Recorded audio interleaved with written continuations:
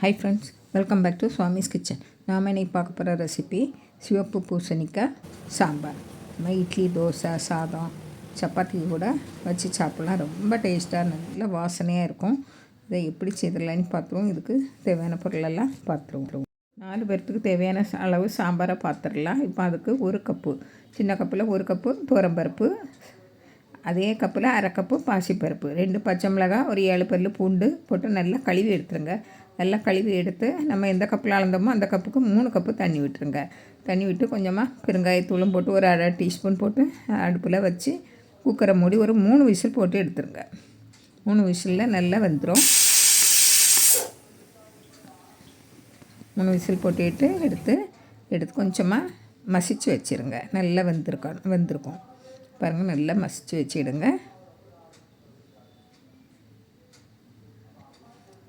இப்போ அடுப்பில் கடாயை வச்சு காஞ்சதும் 1 டேபிள் ஸ்பூன் எண்ணெய் விடுங்க. எண்ணெய் காஞ்சதும் கடுகு, கொஞ்சமாக உளுந்தம்பருப்பு, கொஞ்சமாக வெந்தயம், ஒரு 10 போல் போட்டால் போதும். அதை நல்லா கொஞ்சம் பொரியிட்டு கடுகுலாம் நல்லா வெடித்து கொஞ்சம் உளுந்தம்பருப்பு சிவந்து வந்தோடனே ஒரு பெரிய வெங்காயத்தை நான் நீளமாக கட் பண்ணி வச்சுருக்கேன். உங்களுக்கு சாம்பார் வெங்காயம் இருந்தேன்னா, அதாவது சின்ன வெங்காயம் இருந்தேன்னா போட்டு வதக்கலாம். அது ரொம்ப நல்ல டேஸ்ட்டாக இருக்கும். அப்போ உப்பு சேர்த்து நல்லா வதக்கி விட்டுருங்க. கொஞ்சமாக உப்பு சேர்த்து நல்லா வதக்கி விடுங்க. சாம்பார் வெங்காயம் போட்டு வதக்கி பாருங்கள், ரொம்ப டேஸ்ட்டாக இருக்கும். இப்போ கொஞ்சமாக இன்னும் இந்த வதக்கு நேரமும் பெருங்காயத்தூள் போடுங்க. இது பருப்பு வேக வைக்க சிம்மும் போட்டோம், இப்போவும் கொஞ்சம் போடுங்க. அப்படின்னா நல்லா வாசனையாக இருக்கும். இப்போ கொஞ்சமாக கருவேப்பிலை எல்லாம் போட்டு நல்லா வதக்கி விட்டுருங்க. கொஞ்சம் நல்ல ஓரளவுக்கு வதங்கின உடனே 2 தக்காளி போட்டு நல்லா வதக்கி விட்டுருங்க. கொஞ்சம் நல்லா வதங்கணும். கொஞ்சமாக மூடி வச்சுருங்க. ஒரு 2 நிமிஷத்துக்கு மூடி இடையில கொஞ்சம் கிளறி விட்டுக்கலாம். பாருங்கள், நான் இப்போ ஒரு 1/4 கிலோ பூசணிக்காயை அப்படி தோலோடு கட் பண்ணியிருக்கேன். உங்களுக்கு தோல் வேண்டான்னா அதை எடுத்துகிட்டு கட் பண்ணி எடுத்து வச்சுடுங்க, பெரிய துண்டாக. இப்போ நல்லா கொஞ்சமாக மசிஞ்சு வந்துட்டு தக்காளி கொஞ்சம் மசிஞ்சு வந்த பிறகு தான் நம்ம காய்களை போடணும். மஞ்சள் தூள், மிளகாய்த்தூள், சாம்பார் தூள் 2 டீஸ்பூன் சாம்பார் தூள். உங்களுக்கு காரத்துக்கு தகுந்தவாறு நீங்கள் போடுங்க. ஆனால் இது அளவுக்கு 2 டீஸ்பூன் சாம்பார் தூள் போதும். இப்போ நம்ம கட் பண்ணி வச்ச பூசணிக்காயும் போட்டு நல்லா கிளறி விட்டுருங்க. கிளறி விட்டுட்டு நம்ம தேவையான அளவு தண்ணி விட்டு நல்லா வேக வச்சு எடுக்கணும்.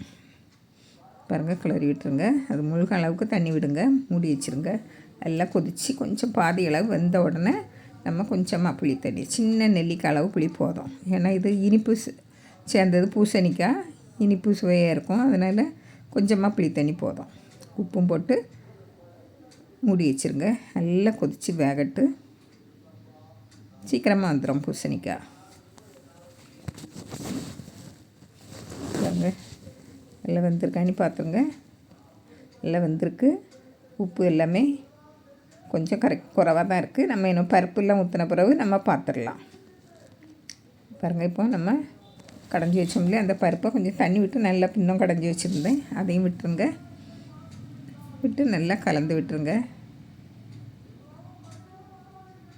நேரம் உப்பு எல்லாமே பார்த்துருங்க.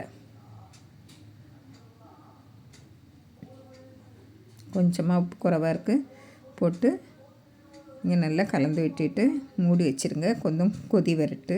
கருவேப்பிலை போட்டு மூடி வைங்க, அப்படின்னா நல்லா வாசனையாக இருக்கும். பாருங்கள், நல்லா கொதிச்சு. இப்போ மல்லித்தலை தூவி இறக்கிடலாம். அடுப்பை ஆஃப் பண்ணியாச்சு. அது மண் சட்டினால கொதிச்சுக்கிட்டே இருக்கும். அதனால் இறக்கி வேறு பாத்திரத்தில் மாற்றிடலாம். சுவையான கம சாம்பார் ரெடி. அதாவது இட்லிக்கு தான் நான் இன்றைக்கி வச்சுருக்கேன். சாதத்துக்கும் மதியத்துக்கு எடுத்துக்கலாம். ரொம்ப டேஸ்டியாக நல்ல வாசனையாக இருக்கும். எத்தனை இட்லினாலும் சாப்பிட்லாம். அவ்வளவு அருமையாக இருக்கும்.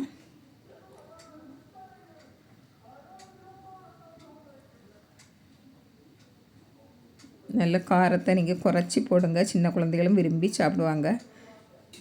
இதே போல் நீங்களும் செய்து பாருங்கள். பிடிச்சிருந்தால் லைக் பண்ணுங்கள், ஷேர் பண்ணுங்கள், கமெண்ட்ஸ் பண்ணுங்கள், மறக்காமல் சப்ஸ்கிரைப் பண்ணுங்கள். தேங்க்யூ.